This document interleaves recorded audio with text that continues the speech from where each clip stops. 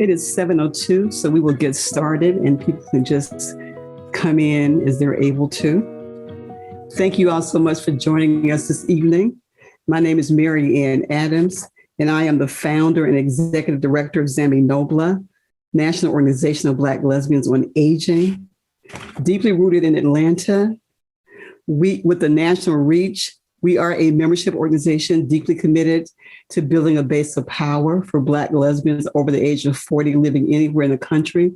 We center service, advocacy, and community engaged research. For more information about us, please visit us at www.zaminobla.org. We are proud to host this webinar with Dr. Lorraine Dean and Dr. Tonia Poteat, two highly esteemed researchers in the field of public health. I will now introduce them.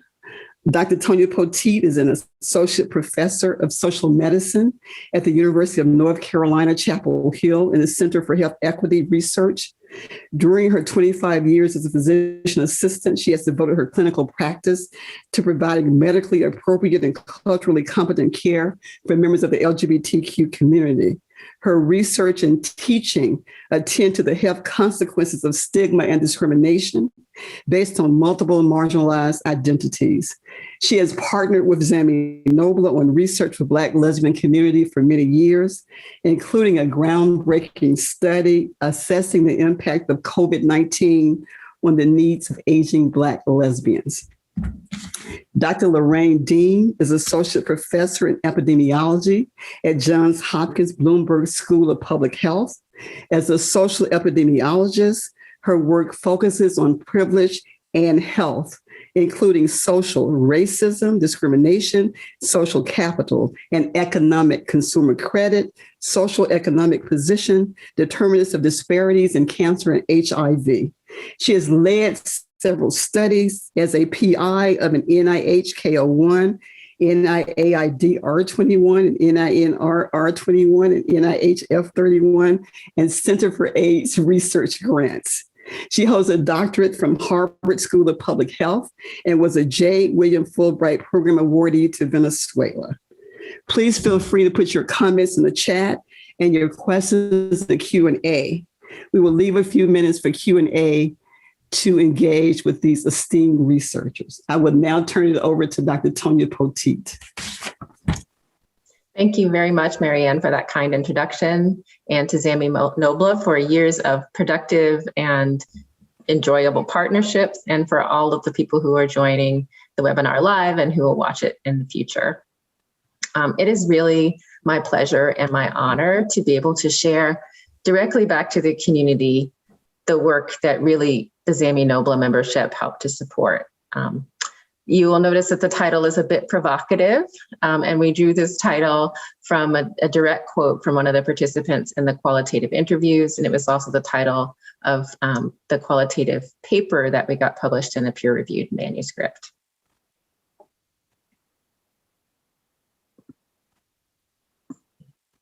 So over the course of the webinar, our goals are to describe why we decided to do this study, to talk about who our partners were in engaging the community, to describe most of the time will be spent describing the qualitative and the quantitative findings, and then we'd like to engage in some dialogue with the people who are on the webinar about next steps. So how do we respond to what we've learned in this study? So we went to look at the literature around Black, lesbian, and bisexual women and breast cancer. We knew that in the literature, Black women have longer times between mammograms than other women. They get diagnosed at a younger age and at later stages of disease than other women. We also knew that lesbian and bisexual women, sexual minority women is a term that we will use often throughout this presentation because it's a term that the National Institutes of Health use. So I'll go back and forth between lesbian, bisexual, and sexual minority women. We know lesbian and bisexual women are more likely to have risk factors for breast cancer than heterosexual women. And we know that some studies even suggest that they have lower rates of screening. But what we couldn't find was information about women who identify as both Black and sexual minority. So a lovely graduate student who is soon defending her dissertation later this week led this scoping review where we looked through the literature starting back at 1990 up until 2017 to see what did the literature say about breast cancer screening and care among Black sexual minority women. And you will probably not be shocked to find out it didn't say very much. Even the largest study of breast cancer among women, the Nurses' Health Study, that included, I think, about 1,500 sexual minority women in their study, only had 1.5% of the participants were Black women. And they never disaggregated the results by Black sexual minority women. So we weren't able to tell if the differences, if there were any differences between the experiences of white sexual minority women and Black sexual minority women. We were able to acquire funding for the study from the Johns Hopkins Faculty Innovation Fund. And we used that funding to help us provide reimbursement to participants for taking part and to pay the salaries of research assistants who helped us collect and analyze the data. We used an exploratory sequential design. So what that means is we started off with qualitative data collection. And by qualitative, I mean that the interviewer asked open-ended questions and participants were free to answer as fully and in as much detail as they chose. And then we followed that with a quantitative survey. And you can see some of the information about those forms of data collection here, but we'll go into more detail in later slides. These lovely flyers were designed by the esteemed Angela Denise Davis, and these are just an example of some of the ways that we invited people to participate. The flyer on the left is the one that we used to help recruit participants for the qualitative aspect of the study, and the one on the right we used to recruit participants for the quantitative aspect of the study. Not surprisingly, our main partner for this study was ZAMI NOBLA, National Organization of Black Lesbians on Aging. ZAMI, as Marianne has pointed out, is a karaoke word for women who work together. And it is also the title of Audre Lorde's biomythography. And those familiar with Audre Lorde know that she's a very well-known and well-respected Black lesbian warrior poet who is a fierce activist for the rights and the visibility of Black lesbians. Marianne is the founder and executive director of ZAMI NOBLA, community activist, researcher, and breast cancer survivor. And she was engaged through all stages of the study, from the design of the study, the data collection of the analysis, and the interpretation. We also collaborated with several other organizations to help with recruitment, and you can see them listed here, a range of LGBTQ organizations, breast cancer focused organizations, and a really unique partnership with Erica Hart, who is a well-known community figure, Black queer woman breast cancer survivor, who helped us get the word out about the study as well. So I'm going to describe phase one, the qualitative phase of the study, and I will hand it over to Dr. Dean to describe phase two, the quantitative phase of the study. So in the qualitative phase, people were eligible to participate if they were 35 years of age or older and identified as Black or African American. They had to be assigned female at birth and identify as female, otherwise known as cisgender.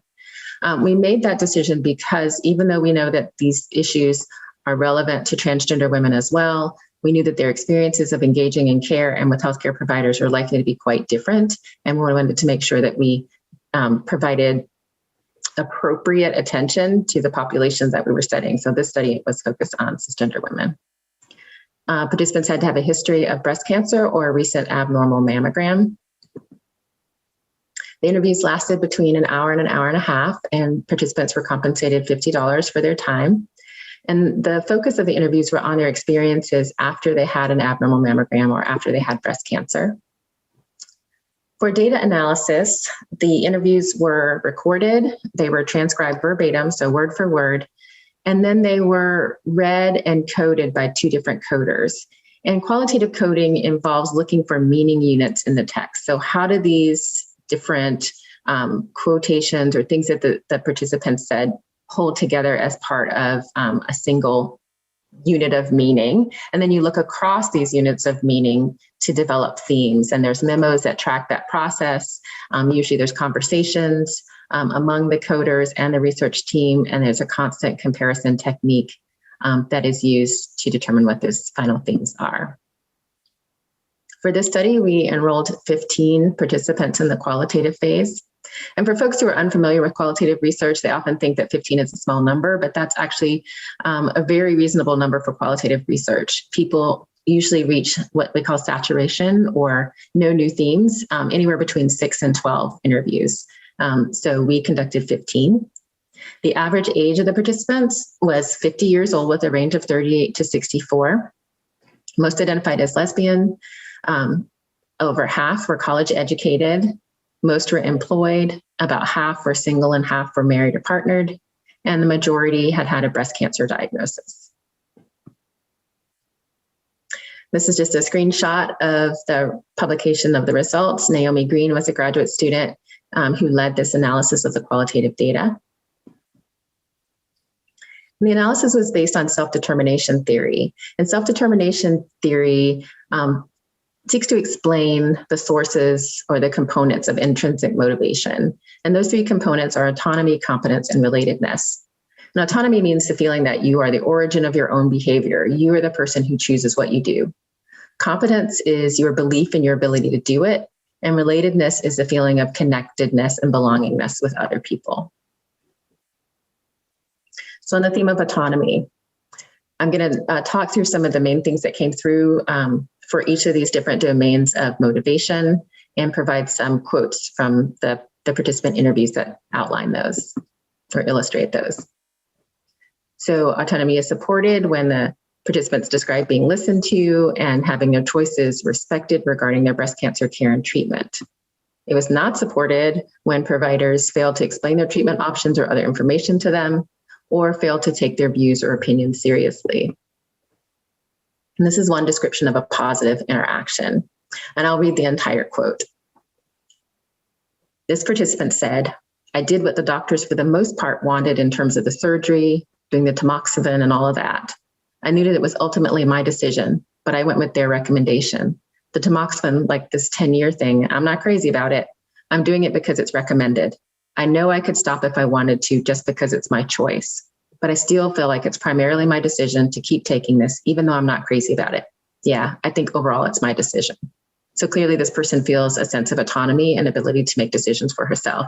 And she's making that choice that she's willing to deal with the thing that she's not crazy about because it benefits her health. On the negative side, this participant describes her perspective on how healthcare providers treat Black women. And I'll read her quote. "This is my third bout with breast cancer, and the first and the second time, chemotherapy did not give me a good chance. I said to the doctor, I was really sick, I almost died. Here I sit before you a third time. So this time I'm going to choose for myself. I will do radiation, but I will not do chemotherapy. I think the healthcare provider should accept whatever treatment option you choose. And I think that they think Black women, especially Black women, because they think we're dumb already and that we don't know. And so if you go in there like you do know, they don't have any choice but to respect it." So she understood that healthcare providers would not be respecting her autonomy, and she had to be forceful about being listened to.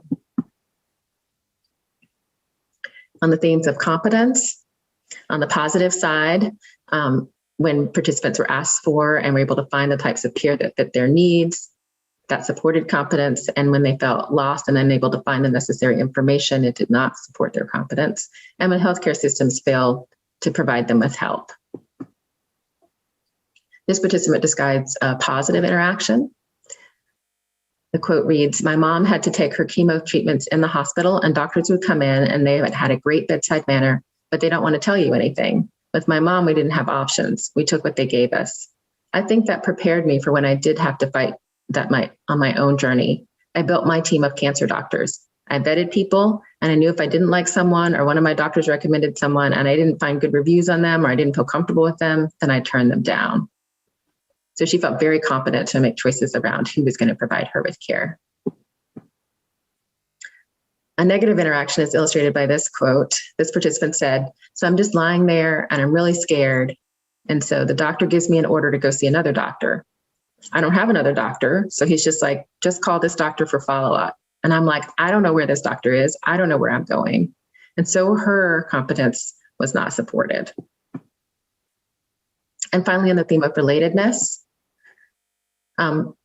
Relatedness refers to positive interactions with healthcare providers who shared at least one characteristic, and that included race, gender, or sexuality with the participant.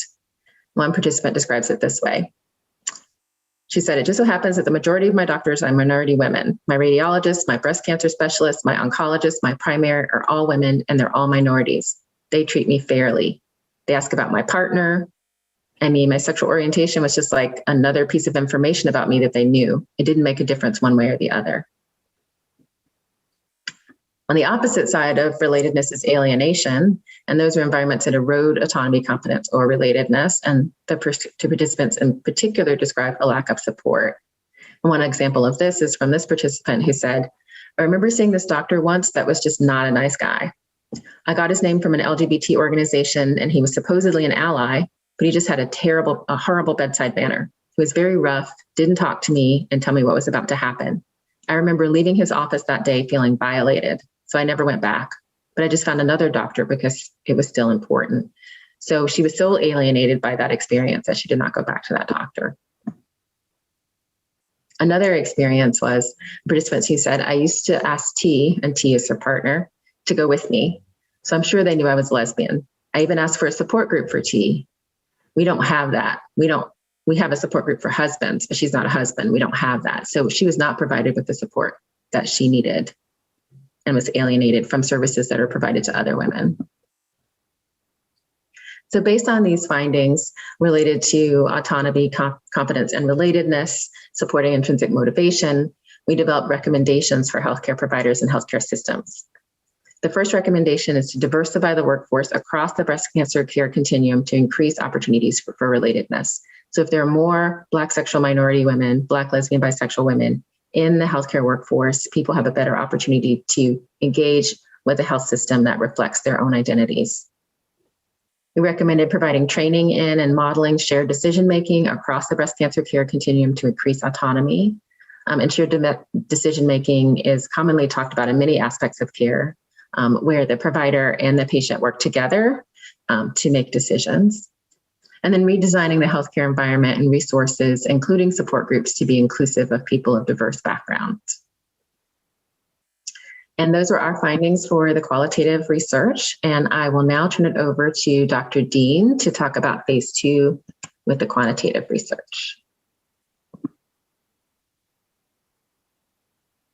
So for the quantitative phase of this study, we issued a 30-minute online survey, and the eligibility included people who identified as being assigned female at birth, who currently identified as female. So importantly, we were focusing this study on women who identified as sexual minorities, but felt that those who identified as gender minorities deserved an entirely separate study. So in this case, we focused on sexual minority women and not gender minority women.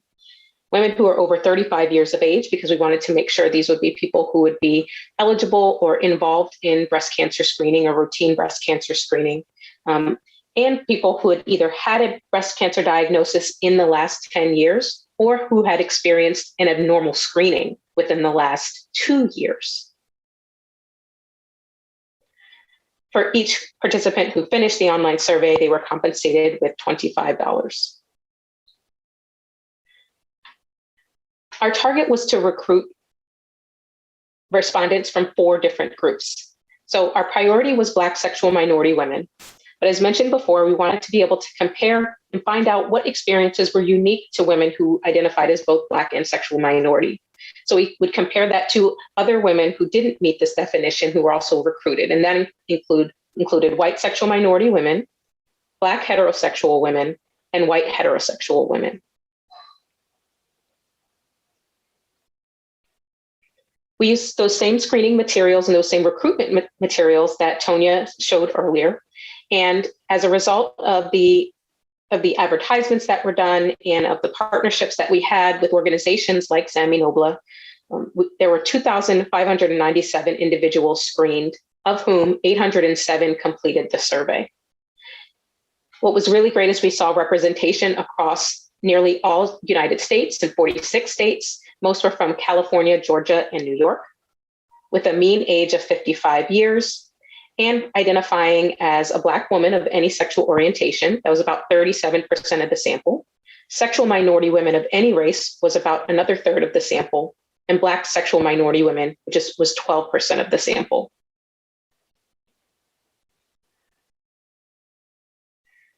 So we asked participants how they also found out about the study. And we found out that our most productive recruitment by race and sexual orientation identities particularly was, you guessed it, ZAMI NOBLA.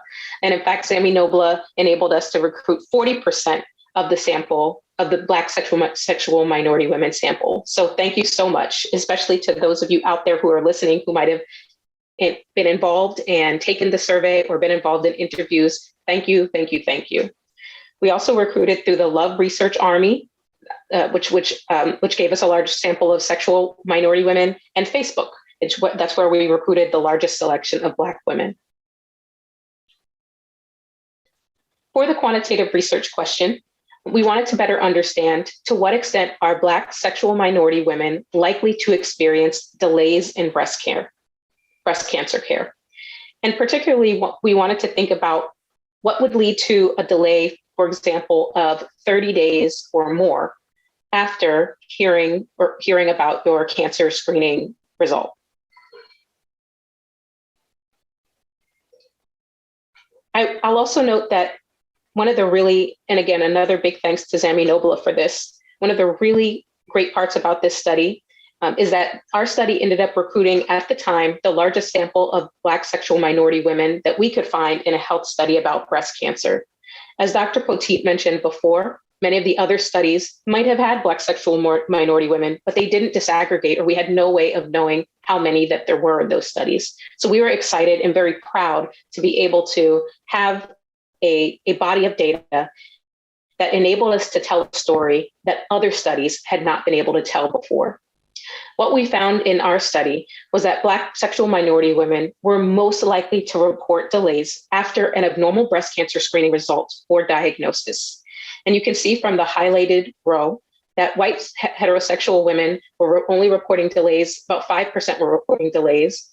That increased for white sexual minority women who 10% reported delays. Black heterosexual women, 11% reported delays, so a little bit more proportionately than the white sexual minority women. But Black sexual minority women, 29% reported a delay after an abnormal breast cancer screening result. So essentially nearly 1/3 of Black sexual minority women compared to about 5% of white heterosexual women. There weren't large demographic differences otherwise with participants in the study, aside of income. I note that nearly everyone had insurance, so we didn't actually worry too much about whether or not insurance was going to be playing a role or a factor in this. If everyone has insurance, we assumed that people had equal access. But we also did note some other differences that we saw, including that Black sexual minority women also reported the lowest social support, whereas white sexual minority women had the highest rates of stigma. And in fact, I shouldn't say highest, my apologies, had high rates of stigma that were more similar to Black sexual minority women than even Black heterosexual women.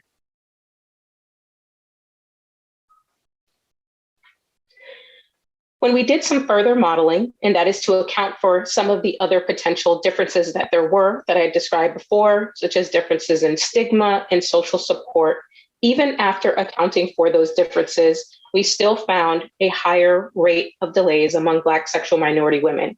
And in fact, we were able to quantify that the rate of delay among Black sexual minority women was about 5 times as high compared to white sexual minority women. It was over twice as high for Black non-sexual minority women. And adjustments, even though there was still a residual influence of things like stigma, but not social support when we ran these models.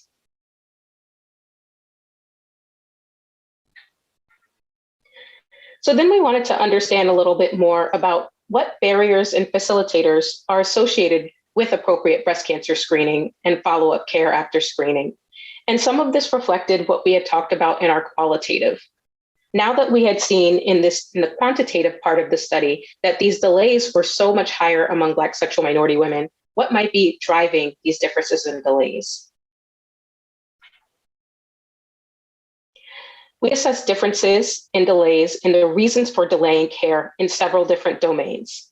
So for example, one was the structural domain, and that included things like costs, transportation, challenges with childcare. And you can see that by the yellow bar, that's the highest among Black sexual minority women and was reported the lowest by white sexual minority women. We also looked at institutional challenges. For example, challenges with navigating care, inability to reach your healthcare provider. That was also the highest among Black sexual minority women and lowest among white sexual minority women. We looked at interpersonal challenges, including distrust, or as I like to say, whether the perceptions of trustworthiness of the healthcare system, because in many cases, these healthcare systems have not been worthy of our trust. So to say that we distrust them is a little bit unfair to us when they have not actually earned our trust in the first place. So I'll say reports of trustworthiness, of untrustworthiness, were also high among Black sexual minority women. Fears of stigma were high as well. But white sexual minority women had the highest rates of interpersonal challenges. In terms of other interpersonal challenges, thinking about talking with family, thinking about whether or not even finding out the result was pointless or feeling like they didn't want to worry other people. Black sexual minority were rated the highest, followed by Black heterosexual women.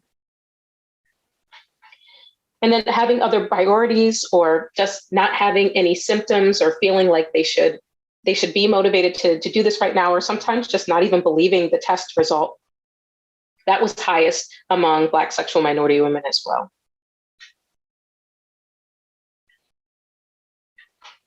We went a step further and we wanted to understand whether or not, and the extent to which, are these differences that we're seeing, how much of it is due to identifying as Black, how much of it is really due to identifying as sexual minority, and how much of it is due to both? And especially because, and I'll go back to that last slide, we did see higher levels or relatively high levels of many of these reasons for delaying care among white sexual minority women. So it caused us to think more about there's something different going on for women identifying as sexual minorities that we need to understand better. So we used what we call a decomposition analysis to understand and to parse apart how much of the difference in these delays was due to which part of identity. When we looked at whether or not, or how much of the delay was just due to racial identity, 5% was attributed to race, about 2% was attributed to sexual identity alone, but 14% of the difference in delays was due to being at the intersection of race and sexual identity. So what that told us is that combination or that intersection of being both a racial and sexual minority was even greater. We saw even greater disparities than just being either a racial minority or a sexual minority.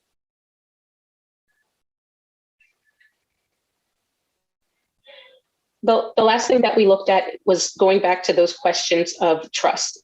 And this got us thinking about what can we do to actually reduce delays and disparities. And one of the things might be deal with these issues of the trustworthiness of the healthcare system. We used a survey called the Healthcare System Distrust Scale, and participants filled out the healthcare system distrust scale. And then we divided participants into low, medium, or high levels of distrust based on the distribution of the scores. And we found here that nearly half of Black sexual minority women were in the highest tertile of distrust. And you compare that with others that was lower for Black sexual minority women. White sexual minority women were between Black sexual minority and Black non-sexual minority women. And then white non-sexual minority women were least likely to experience the highest levels of distrust.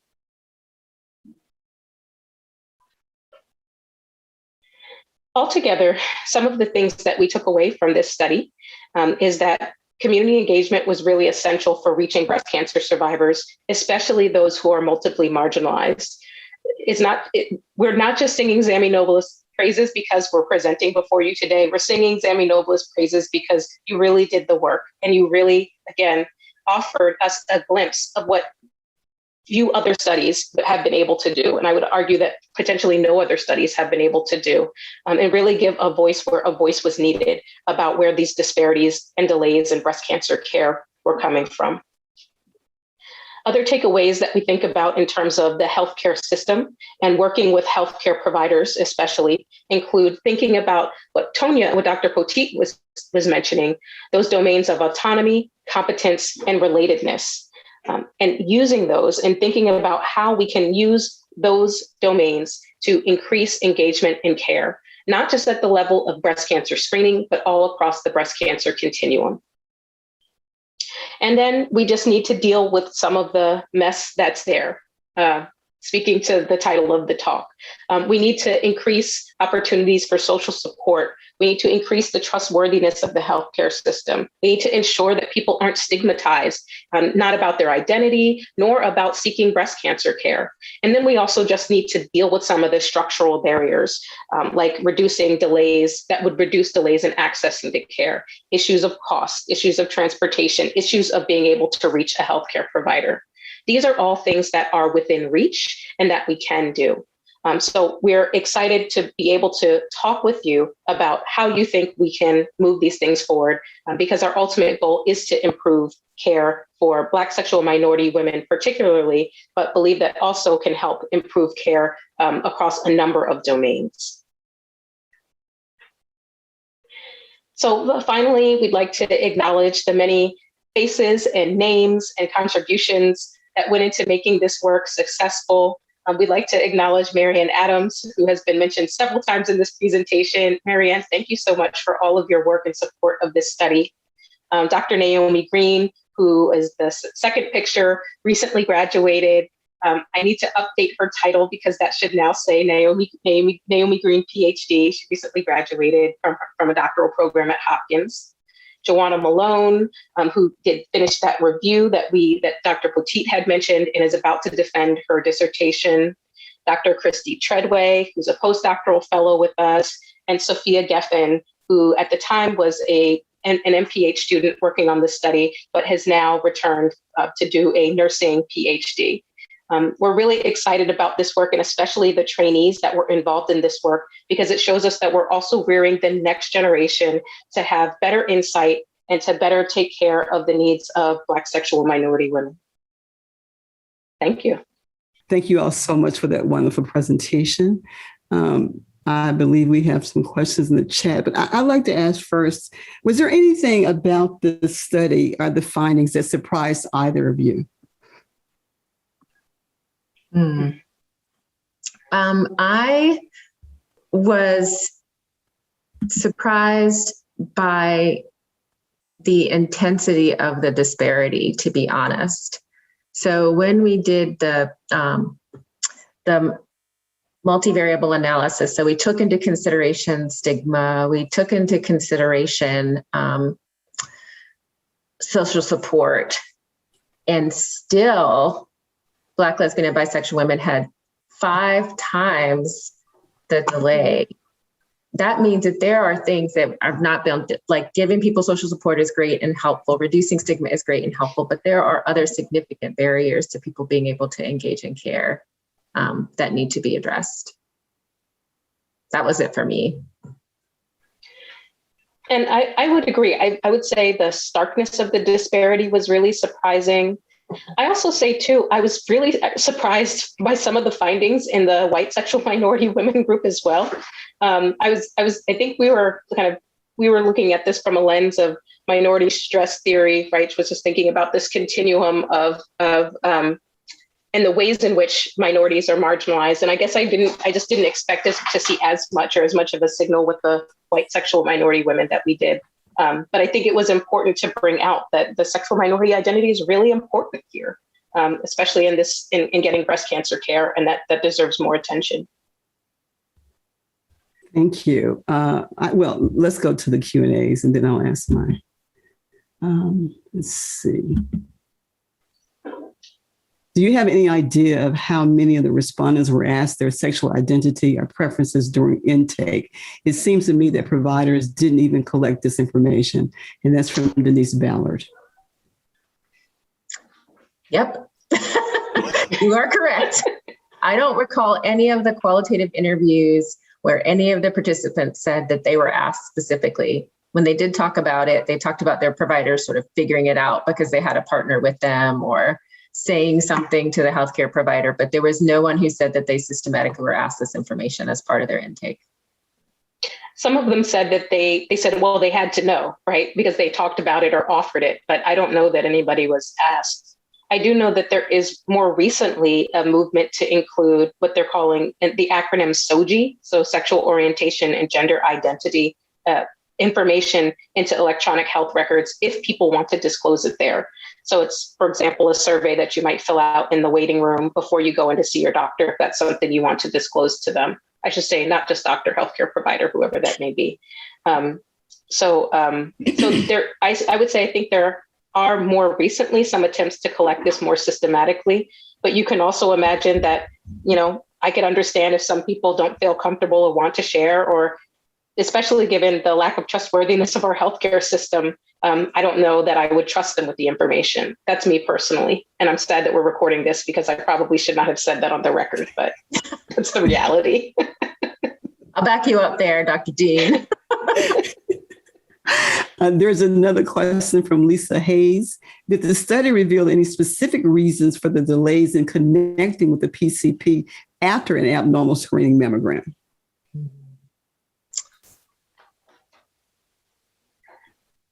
I'm trying to think through the qualitative data where we get more depth about that. And it's been a while since I looked at the original transcripts, but based on my experience working in a healthcare system and trying to get healthcare myself, I don't know if any of you have ever tried to reach your healthcare provider when you didn't have an appointment, but you know, it's probably easier for me to lift my house. Like, people just don't call you back, or you can't get through, or you leave a bunch of messages. And often it takes actually just having to make an appointment to come just to get the results of a test. So I think that the healthcare system in general, and I'm fine to go on the record with this, is really broken. And so it's hard for people to get access to even their own results, and to get referrals that are acted upon appropriately. That did not. I'll add, you know, I believe there was some. I'm trying to look in the background to see if I can get an answer to your question, Lisa. So our postdoctoral fellow, Dr. Treadway, was looking at just that. So Dr. Treadway was going back into the data to see if we could find anything specific about the nature of those interactions. So if I can find them quickly while we're continuing to answer questions, I'll pop them into the Q&A. But we're still, so that's another thing. A lot of the results and what we're doing now is still ongoing. We're still combing through these data, but that's a great point. It's something we need to look for and pull out specifically. There's a question from Jocelyn Lyles. I'm curious about how much of the fear and distrust has to do with experiences within the family unit. Can you explain that? Was there more on that, Jocelyn? When you say the family unit, do you mean experiences that other people have had that were not so great, as opposed to personal experiences?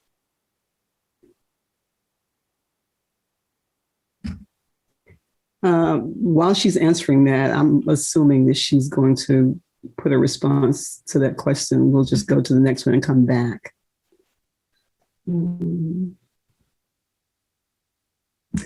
Felicia Dawson said, big thanks to all that helped make this research possible. She would like to see this repeated in 5 years to see if we made any progress. Yolanda Brown said, I can see that the findings shared around breast cancer care are evident in general health provisions too. This information is extraordinary and will change the quality of life for Black sexual minority women. I can't thank all the stakeholders enough for this study. Where and when would this data be published? That's a great question that you all can readily answer. We can actually, should we send the papers for Marianne to send out? There's Sure. three publications are out already. The scoping review has been published, the qualitative data has been published, and the decompensation analysis that Dr. Dean mentioned has been published. The paper with the delays has been accepted for publication for 6 months, but has not that I'm frustrated or anything, but has not yet appeared in the journal. So the minute it does, I will be posting it in ZAMI NOBLA for sure. And I mean, I believe it was Felicia's question or note earlier about repeating it in 5 years. I mean, our hope is to really use these information for an intervention so that we can see some change and would see some change in 5 years. And actually part of what we'd hope to hear from participants who are listening today is if you have ideas for, where we should do, what we should go. I mean, we have some of our ideas, but it's valuable and important for us to make sure this is something that's going to really work for folks. Here's a question from Lisa Hayes. I was surprised that insurance status did not seem to make a difference in the delays between an abnormal screening and follow-up. Would that also be attributed to general shortcomings of the healthcare system, difficult navigation? So I wouldn't say that the insurance status didn't make a difference, is that we didn't assess insurance status because almost everyone had insurance status. So I don't know if we ended up putting it in the multivariable model, right? Is that Tonia? I don't even think we ended up putting it in. We tried, but I don't know how many people know about statistics, but the models collapse if you try to compare people who all are exactly the same. And since every person had insurance, I think if we'd had a sample that was more diverse in insurance status, we could have looked at that and I'm sure it would have made a difference, but we really couldn't. Mm-hmm. So Jocelyn has given a response. She said after seeing and knowing her own distrust related to her mother's treatment, so her own hesitancy was based on her mother's experience. And also her fear of the medical professionals is based on observed hesitancy. Yes. So that is absolutely something that happens. We call it kind of the vicarious experiences of distrust. It's this idea that you know of other people's experiences or other things that have happened that lead you to be less likely to engage. I believe we heard some of that in the qualitative. But it wasn't necessarily even by family lines. Sometimes it would just be from friends or other experiences that people had. But I'd also say it wasn't restricted to even breast cancer necessarily, right? It was kind of people's other experiences with almost any type of care. I have another paper that either just came out or is about to come out that talks about even how historical and legacy experiences can influence current day feelings of distrust of the healthcare system. So that study was looking at people who identified as having a family history of slavery and showed that they have higher reported experiences of distrust, as well as were able to actually report more experiences of unethical treatment. So it isn't even, I would say, it doesn't even have to be what you see in your lifetime. It could even be the legacy of experiences, and knowing that can definitely influence your current day care. Thank you, Jocelyn. Yeah, bringing that up. Denise Ballard wants to know that educational levels make a difference. Yeah, so can I speak to that a little bit? So some of these things travel together. And so the Black sexual minority, I'm trying to remember now, I should pull up the slide since I have it on here, but I believe the Black sexual minority women in general, I think they had the second lowest educational attainment after Black heterosexual women. And we did a sensitivity analysis where we included it in the model and then we took it out of the model. And it didn't make that big of a difference when we took it in, or there was still a 5-fold difference between Black sexual minority women and white heterosexual women in delays in care. But we did look at that. And in fact, it was the opposite. Tonia, I'm looking at, I just happen to have the slide pulled up. So Black heterosexual women had the lowest education. Mm-hmm. Black sexual minority women, actually 85% had a college education, which is pretty high. It's pretty high a number. So I don't think that in this case, education would have been the driving force, else we probably would have seen the greater delays among Black heterosexual women because they had the lowest education. Here's a question from Yolanda Brown.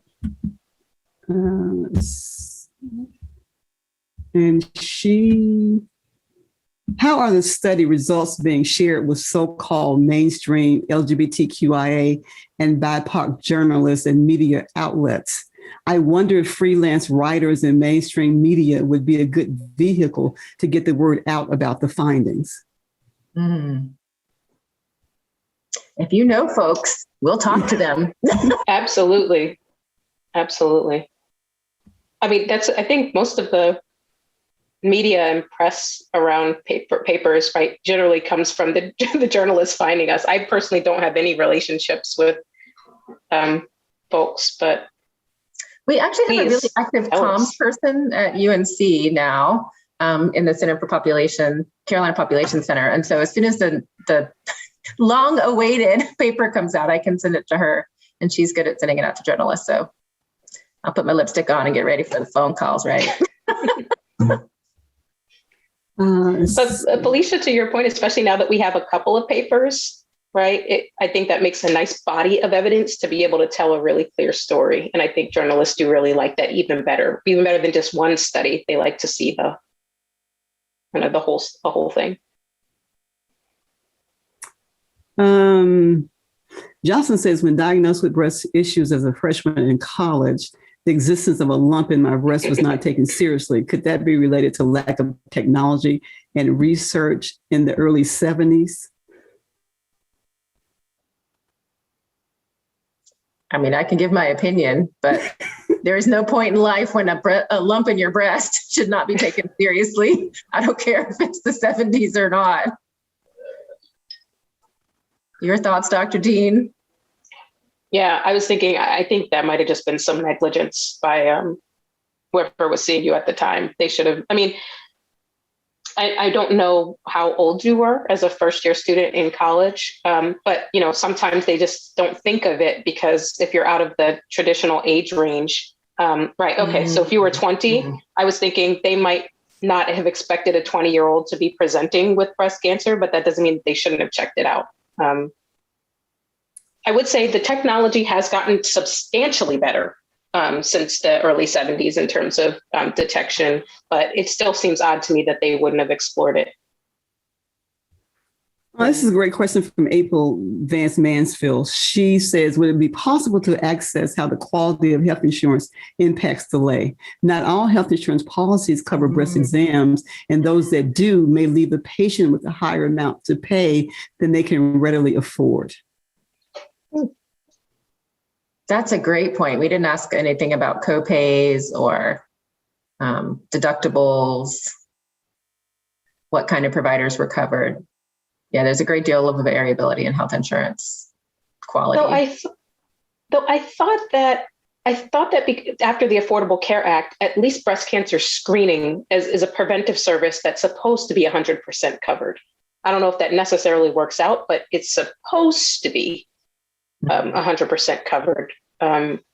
That doesn't mean, however, I think for some things, I don't know if that necessarily covers a second opinion. I don't know, and it might only be covered for women of a certain age as well, right? I don't know that it's covered for anybody. So if you were, outside of the standard age range for a standard breast cancer screening, you might have to pay. Yeah. But we did see, we talked about part of that quantitative results, Tonia, right? Where that costs, transportation and childcare were the structural barriers, and those were highest for Black sexual minority women. Mm-hmm. So, yeah. And I think and if I can, go ahead, Mary. I was just going to say, if I can add, Lori, a large sample came from Georgia, and there was no Medicaid expansion in Georgia, so we could not access the Affordable Care Act. And in conducting some of those qualitative interviews, some of the women did speak about the huge copays and not being able to get off work, and not having health insurance, and all of those issues did come up. And I will say, on the provider side of my life, I have had patients who, yes, the screening is covered. But as somebody mentioned, I think in the chat, once you have an abnormal screening, that doesn't mean it's going to pay for the next level of testing, for the biopsy, for the MRI. And I have had patients in that gap, right? They have an abnormal screening, and then they can get access to Medicaid or something if they have a diagnosis, but they can't get the test they need in between for the definitive diagnosis to move to that next level of access to care. And that's the point that Denise Ballard just made, actually. Yes. I'm just looking to see if there are any more questions before I ask my question. Let's see.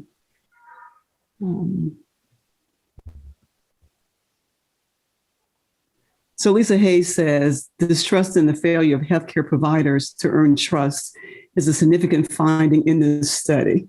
What actions can providers and their staff take to help start building trust with minority patients immediately? This seems particularly important at the time of diagnosis, since the patient doesn't typically already have a relationship with her treatment team. So that is the $1 million question. So there have been, I believe, in the history of published scientific research, a total of 3 studies that I've seen that have actually tried to intervene on trust or distrust or trustworthiness.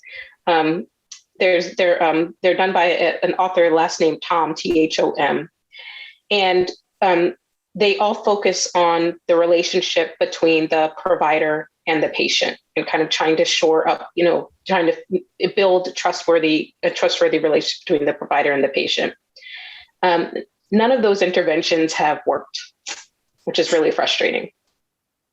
Some of the reasons have been, is some people say, well, it's quite possible that people go to providers that they trust, right? If you don't trust the provider, you're likely to navigate outside of care. So maybe there's not a lot of room for growth when it comes to actually doing a trust intervention between the patient and provider. But I don't necessarily think that's true, because I think sometimes you're stuck with the provider for one reason or another, or it's just hard to get another provider. There could be all types of reasons why you stay with the provider that you might not trust. All that to say, there haven't been a lot of good examples about what to do about trust. I think that's part of what we hope our intervention will help do and explore. I'm currently working with some folks at the Hopkins Business School to think about distrust, especially in the context of breast cancer and cancer. Because I think that, we have these professionals, right, who work on how to make brands more trustworthy. Why can't we figure out what that should look like for healthcare? Maybe that's providing healthcare credits to people. Maybe that's doing things differently and changing their systems so that people don't feel like it's all about profit and it really is about their care. So I'm sorry, Lisa, I do not have a good answer for you about what to do today or tomorrow. But it's an area that we need so much more work that just hasn't gotten the attention or successful strategies found and available for us. I have anecdotal answers. I went earlier to a talk by Dr. Bisola from Harvard on COVID-19 trust. Yeah. I don't know if you were able to go to that today. It was really fantastic. But she provided some recommendations around building trustworthiness. And I mean, it's stuff that we all know about. What does it take for us to trust somebody? They listen to us. They tell us the truth. They explain what they're talking about. They don't rush. I mean, all things that are disincentivized in our current healthcare system. But those are things that healthcare providers can genuinely do. They can talk to you like you're a human being. And I mean, I think all of those things also that we looked at in the qualitative data related to intrinsic motivation have some relation conceptually to building trust, supporting someone's autonomy, listening to them, supporting their competence. All of those things also help facilitate trust. But I think the challenge is also, as I think you alluded to this, Lori, that even if the healthcare provider, individual themselves, they're in a system that isn't trustworthy. Mm-hmm. Right. So how can they do those things, right? How can they take time to listen when, someone's breathing down their back to get, finished with the patient in 5 to 10 minutes, right? How do they do that unless the system changes around them? Yeah. There's a question. Do you have difficulty from Edith Biggers? Did you have difficulty recruiting male identified sexual minority women? And did this have a bearing on follow-up? This came up in conversations that we had afterwards, where we realized there was a really important question we didn't ask. around gender presentation. Do you remember this conversation, Lori, where we were thinking about why didn't we ask that question? If you ever do a research study, there's always that like, oh my God, why didn't we ask this question? So we didn't, they were online surveys. So we didn't talk face-to-face to people who were doing the survey. So we weren't able to change what we were asking. And so I think that is a really important area for future research to ask those kinds of questions, like how do people perceive your gender, and see how that is related to people's sense of trust and engagement in care. Tonia and Lori, would you speak a bit about the recruitment efforts and how we did have to take this survey offline and take it face-to-face to some Black LGBTQ spaces, and why we had to do that? I think that's important in the context of this conversation. I feel like you could answer that better than both of us. The same exact thing. I was like, shouldn't you be answering that question? I'd like to hear y'all's perspective on that. Well, I'll speak to our absolute commitment to ensuring that we had enough Black sexual minority women in the sample to be able to do the kind of analysis that we did. What we found is that there are many studies that had like a small number of people, but not enough to do an analysis, or they didn't disaggregate, and we were determined not to do that. So when we opened up the survey online, I think it was within like a day, we had, 600 white women completed the survey. And then we had to close it down and think about how do we structure eligibility criteria so that there is room.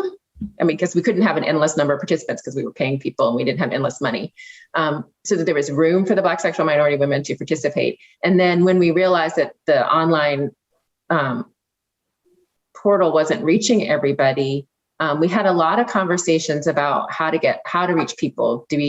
And Mary Ann was really critical to taking the printed out survey to places where Black, lesbian, bi, queer women were, and facilitating getting it done in person. And that was essential to us meeting our goal for enrolling enough Black, lesbian, and bi women to do this analysis. And I think that's part of trust too, to be honest. I mean, it's not just healthcare providers that aren't trustworthy, researchers aren't trustworthy, right? So having somebody in front of you who's like, I know this person, I trust this person, she's handed me this survey to fill out, I know that there are good intentions and things are going to be done right, makes a big difference. And it's hard to do that in an online survey. And I think being willing to go the extra mile and find people wherever they are. I think that's also part of we cared that much, right? We cared that much to keep finding, to keep trying to figure out what was going to work.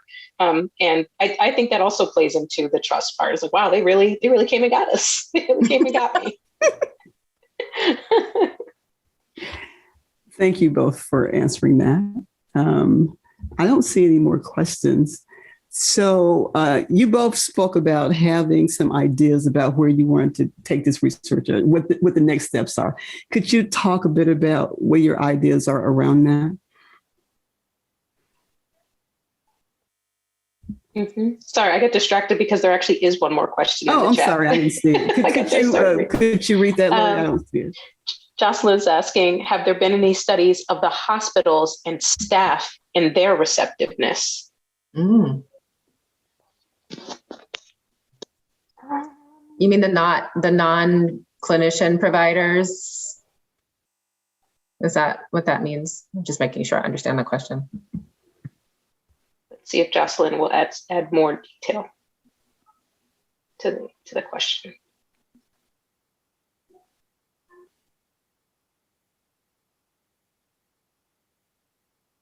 We can talk about what our thoughts are while Jocelyn is writing, if you want to. Sure. Dive in. Sure. Tonia, I think actually you might be a better. I don't know that I have a good answer to this one, but you might know about more. About? Studies of hospitals and staff and their receptiveness. I'm guessing it's about receptiveness toward, I'm guessing, sexual minorities and Black sexual minorities.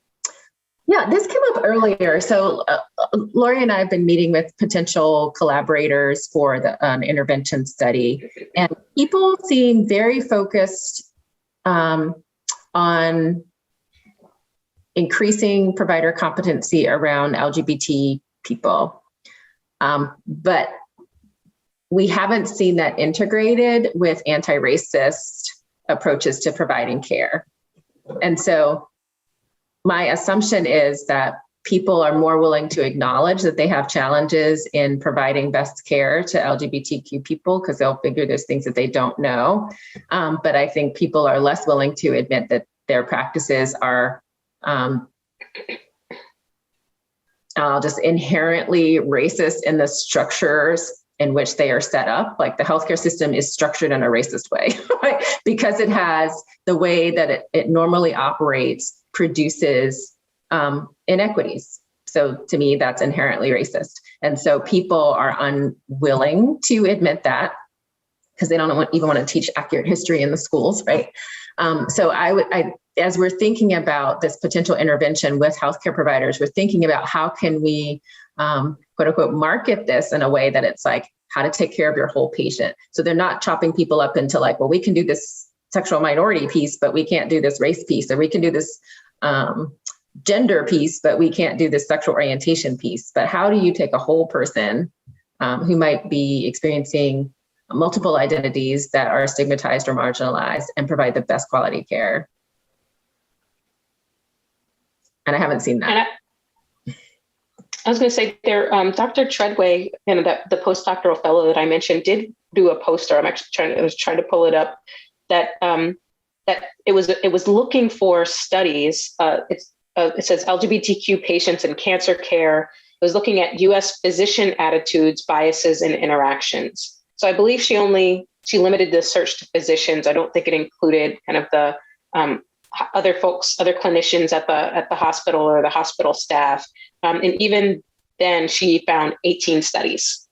So not that many. And that, again, like Dr. Poteat said, that was just LGBTQ attitudes. It was not intersectional. It did not also include thinking about the intersection of racism and potential homophobia. Which actually goes right into Marianne's question, circles right back into Marianne's question, which is exactly where we'd like to take this next, right? We'd like to figure out, are there interventions that we can do? Not just with physicians, right? I mean, people are interacting with all types of folks when they walk into the door, and sometimes even before when they walk into the door. It's the staff, it's the people on the phone, it's the folks at the front desk, it's the people all the people that they see in the course of their care, the mammogram tech, right? All of the different folks who they're involved with. Can we develop an intervention that trains those folks on how to best meet the needs of Black sexual minority women, Black LGBTQ women, particularly with attention to those domains that we mentioned earlier, right? How do they increase autonomy and competence and relatedness? And how do we increase the trustworthiness of the system that people are operating in? I don't know that we know how we're going to do that yet. But that's what we're working on, trying to see what we can learn from our results to see what would need to happen in that sort of training and education program. Yeah, and we will invite your ideas. Absolutely. Yes. That's why, I mean, we're here because we want to share back with you what we learned from this community, and hopefully some of you who participated are on, but also to get your ideas about next steps, given what we've learned. So we know that historically and traditionally, many public health institutions have not worked really well with community stakeholders, certainly not bringing them to the table as an active and equal partner. Mm-hmm. Do you see that changing? And how has your experience over time changed in the context of working with community stakeholders? Mm-hmm. I do think it's changing, just because I think there are some funders who are actually making it more of a priority, and researchers do what funders ask for the most part. Mm-hmm. So I think if funders push for it, it happens. I would say I've had a lot of learning myself as somebody who's really wanted to do really community-led and community engaged research around developing thick skin. You know, people tell you things and you have to listen, and they might not tell you in a nice way, but it's important for you to know. And I think researchers are bad at that. At taking feedback, and the difference between equal responsibility and equitable responsibility. You know, my full-time job is to do research, and I can't expect a community organization that we're partnering with to have that be their full-time job too. So how does the responsibility for the research get shared in a way that's equitable, so that the voice of the community organization is present and equally considered, but the responsibilities for carrying out the duties are equitable, if that makes sense. I love those answers. I'd support those answers. I was thinking when you talked about funders, you know, Robert Wood Johnson Foundation has the Interdisciplinary Research Fellows Program, for example, which is exclusively for, you know, researchers to partner with community-based organizations. And they really do take seriously that equity component that Tonia mentioned, that you really show that you built the relationship, and that relationship is fair and appropriate. I'd also say at Hopkins, they even have an office for service learning and for working with community-based organizations. So they're trying to increase training to researchers about how to do that in a way that is fair, in a way that really gives voice to the community-based partners. And sometimes that voice can look in different ways. Sometimes that voice is including them more equally on all parts of the research process, from development even through publication, right? If that's if that's the end goal of the project, or to doing a dissemination project, similar to kind of how we're thinking, finding a project that we can help do that then leads to an intervention that their community-based organization can use. But then also just some things like paying people better, paying people better incentives to be involved in studies. I sit on study sections for National Institutes of Health, and I see those critiques in grants. And people say, you are not paying your community partners enough. They're doing good work here. You're leveraging their expertise, and they need to have more. So I do think the tides are changing. The research enterprise is a big ship, so those tides, that boat moves slowly. But I do think it is changing, and will probably be very, very different in the next 5 to 10 years. Thank you both for that response. Here's another question from April. Is it possible to collect referral information from Black sexual minority women who had positive experiences with their providers and share that information within the community?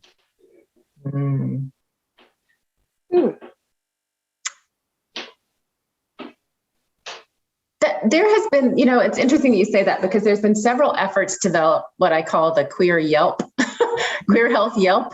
So different initiatives where people start like a website, and people have experience with the healthcare providers. They rate the healthcare provider and put their comments around their experience on those sites. I haven't seen any of them really kind of go to scale and move beyond, a small group of people or a small community, but there's definitely interest in that. I like that, the idea of crowdsourcing, crowdsourcing the referrals, say these are folks who I've had good experiences with. It is interesting. I mean, we did talk in the one quote, Dr. Poteat, about, the LGBTQ friendly providers. I don't know the real name of it, but I think that was probably had the same spirit, right? That these folks are trained to work particularly with LGBTQ communities and are kind of have a stamp of approval of some sort from someone, but I don't know. Yeah. And that is always a challenge, right? Like, your potato is my potato. So I might go and have a fantastic experience. I'm like, Laura, you must go see this person. And you go and you're like, I'm never going back there again. So it has to be taken with a grain of salt. But I think that there is a desire for people to get information from people in their own community about the quality of care they get at different places. There's another question from Jocelyn. Considering where the participants live, was any focus given to any city versus suburbanites and their levels of trust and fear of healthcare? I think a regional analysis is great. We haven't done it. But no. We totally could. There seemed to be some questions early on when we began to do recruitment in terms of why we were allowing women to participate who were 10 years out. And while we were allowing women 35 and older, 35, which some people consider young, could you all address that, please?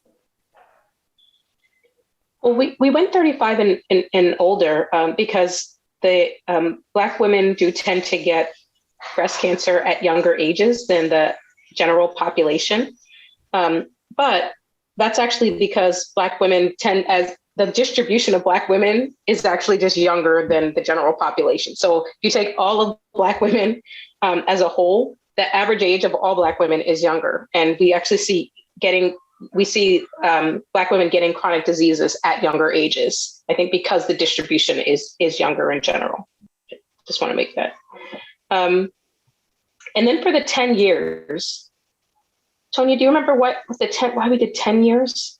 I think it changed. The original idea was that it was 10 years. When we started the study, we wanted to look at the time period since the Affordable Care Act. Mm-hmm. And that was the reason behind the 10 years. But I think there's also something to be said for how long people stay engaged in cancer-related care during and after treatment. So 30 years after somebody's been treated, I think it would be hard to think back on your experiences. So there had to be a cutoff somewhere. Yeah. And I think you're right. And I think we did try to anchor it for the Affordable Care Act, which would have been 10 years before the data were collected. Mm-hmm. Mm-hmm.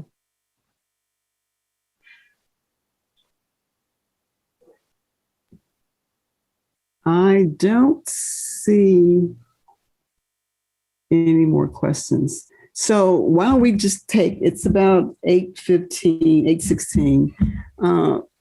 And so I think I'd like to ask if there are any questions that you all have that you'd like for this community to consider, whether it's regarding engagement in research or care, or you mentioned that you're interested in our ideas about where to go next in terms of this research. Do you have any specific questions that you'd like for us to consider as a community? I have lots of questions. I have some for you. I have some for the people. I can say two of them. I'm very interested in how people make decisions about whether or not to participate in a research study. What made a difference? Does it matter who the researcher is and what they look like? Does it matter what your friends say? How do you decide when an opportunity to participate in research crosses your path, whether or not to do it?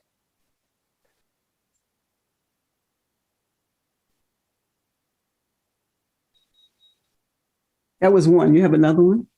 Yes, my other question was for you. What is it like for you to partner with, researchers? I know that you're very judicious in your choices about who to partner with in terms of research studies, and how do you make that decision, and what has that experience been like for you? Well, that's a great question. And certainly, as an organization that's gaining more visibility, particularly as one of the few BIPOC nonprofits who are partnering with academics, researchers, collecting primary research, we do get quite a few people reaching out to us. And the first thing I want to know is, I'm looking for common missions and visions and values. I'd like to see the consent form. That's the first thing that I want to see. I want to see IRB approval. I want to know how much the incentive is. And quite frankly, if there's no incentive, we're less likely to market this to our membership, because I feel like that there's some intentionality needs to go into making sure that participants get incentivized for their time, their experience, and their expertise. So if there's no incentive, we're less likely to even, quite frankly, present it to our membership. That's just the truth. And so, those are things we look at. We look at whether or not they have a history of doing this type of research, how vested are they in the community, and where are they besides the researcher? So, we go Google people. We want to look at their CV. So we definitely look at the relational stuff. And Stahamili is saying the reputation of researchers and their institutional relationships. Absolutely. We look at all of that. But I've certainly spoken to other queer organizations who are quite politically active, and they are not as astute. They are not as grounded as we are. They don't know what questions to ask. You also have trans organizations who are very eager to do research, to be a part of research, because they don't believe that they have been able to get the information that they need. And so they're likely to just go with most people who reach out to them. So there's a lot of education and training, and quite frankly, just deconstructing a lot of jargon. A lot of people think that research is rocket science and they're afraid of it. And they don't think that they're competent enough to engage in research. They don't think they have the education to even complete the surveys. So we certainly see a lot of that as a barrier to our recruitment efforts.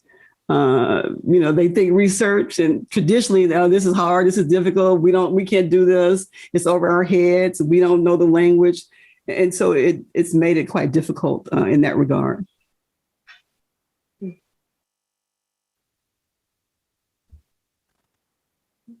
Those are my questions. It sounds like a combination of kind of having it goes back to, I think, to some of that trust, like kind of have a trustworthy broker, right?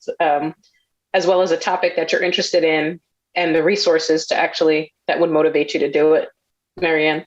Well, if I can certainly tell a personal story here. So Tonia and I are currently working on a research project, COVID-19 and Black lesbians. And we worked on Black lesbians and aging, understanding healthcare needs. And we were looking to do something else. And Tonia met Lori. Now, we didn't know anything about Lori.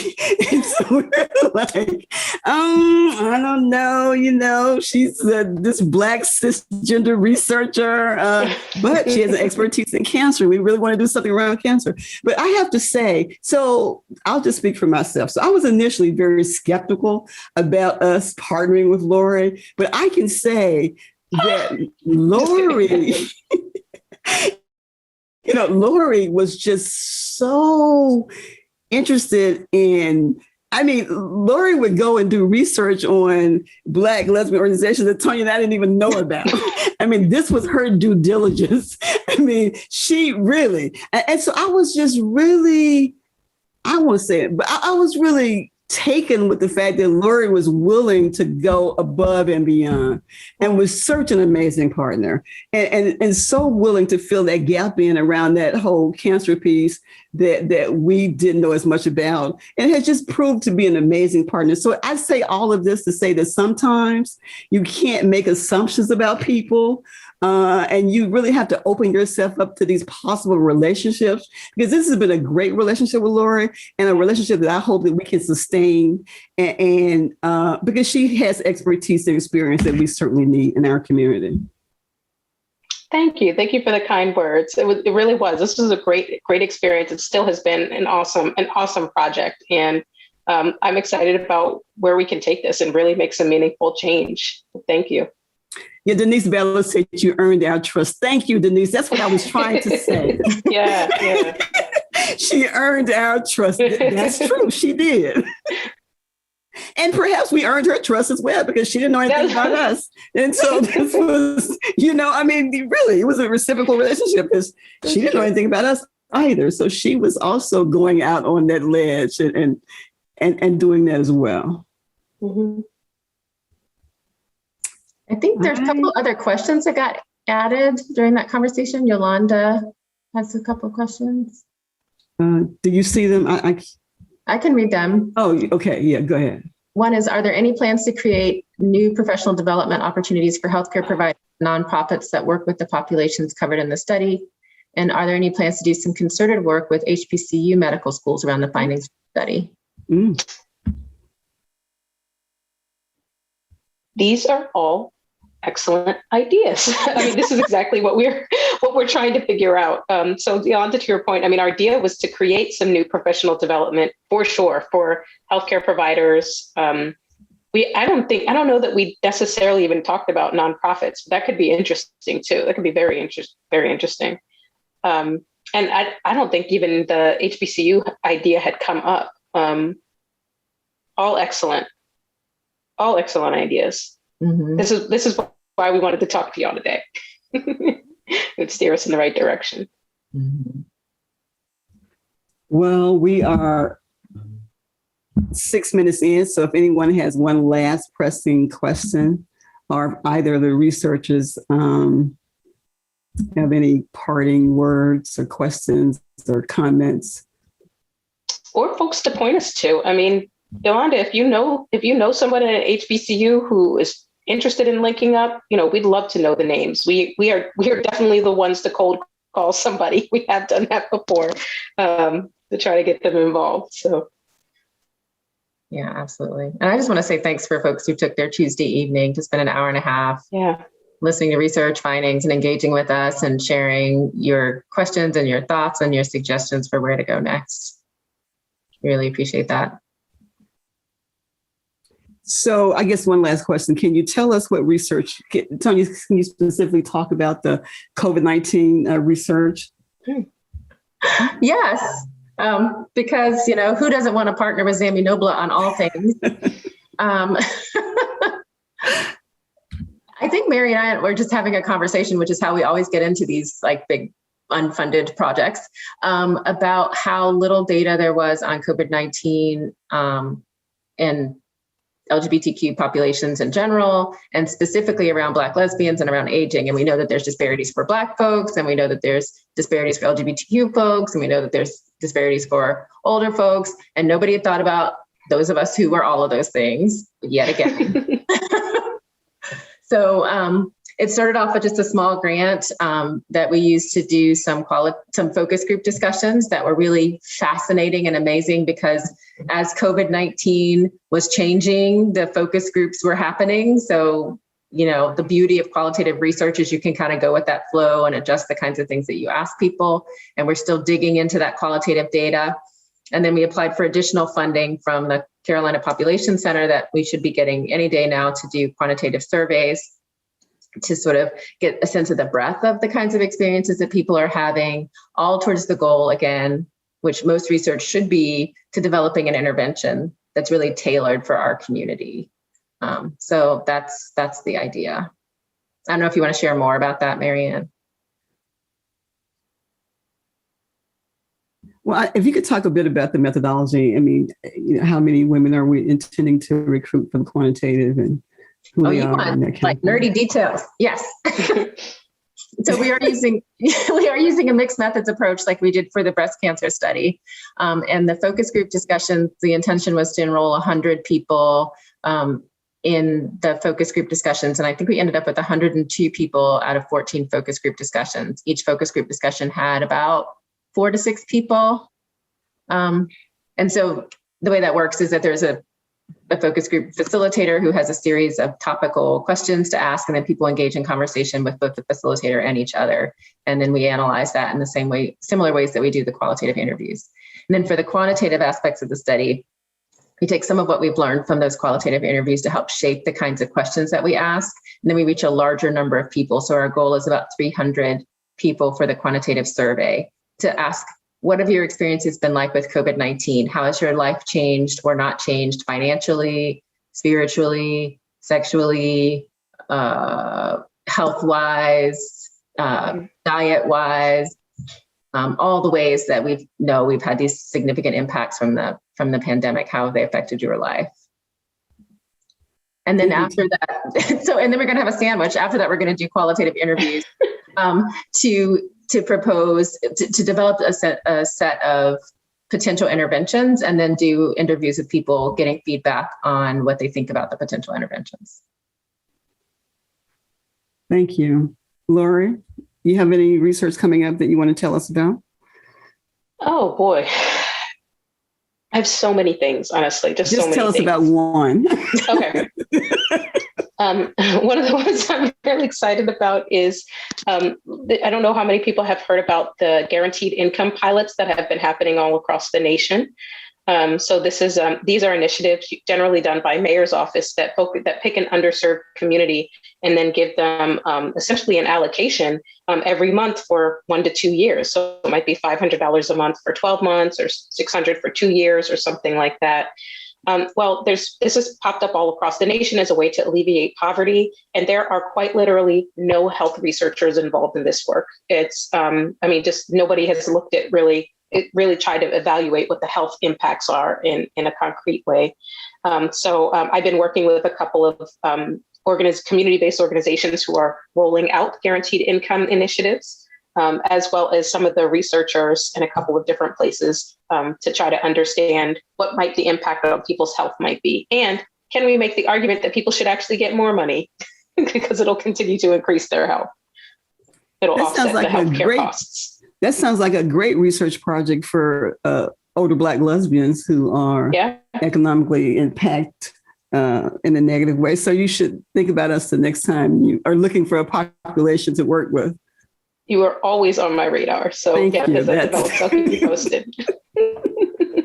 I got plans, Marianne. I got plans. Okay. All right. So thank you all so much. This has really been very fruitful.